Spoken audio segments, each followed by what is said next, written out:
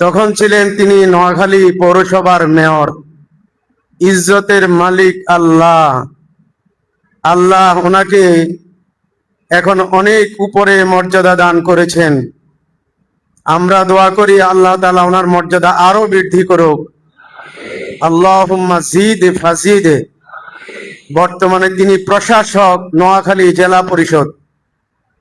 এরকম জায়গায় এরকম ব্যক্তিত্ব আসলে জনগণের, বিশেষ করে ধর্মীয় প্রতিষ্ঠানের জন্য ভালো হয়। আশা করি ইনশাআল্লাহ ওনার মাধ্যমে এই জায়গায় বঞ্চিত মানুষরা যাইতে পারতো না, এখন আসার সুযোগ হয়েছে। তিনি কাজ করে যাচ্ছেন, অবিরাম কাজ করে যাচ্ছেন। আমরা দুই একবার গেলে তো সচক্ষে দেখার সুযোগ হয় কি পরিমাণ কাজ করতেছেন। আল্লাহ তাআলা ওনার দ্বারা আরো বেশি কাজ করার সুযোগ করে দেখ। আমরা চাইলাম যে আমাদের এই প্রোগ্রামটার প্রধান অতিথির পদ অলঙ্কৃত করবেন, তিনি প্রস্তাব করার সাথে রাজি হয়ে গেলেন।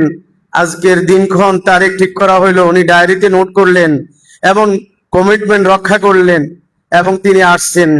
জামিয়া পরিবারের পক্ষ থেকে তাকে আন্তরিক শুভেচ্ছা, অভিনন্দন।